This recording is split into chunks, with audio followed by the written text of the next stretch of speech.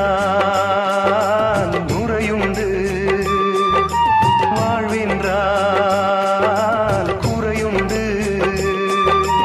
ஐப்பசி வந்தால் அடைமழை காலம், சிலராயுள் முழுதும் ஐப்பசி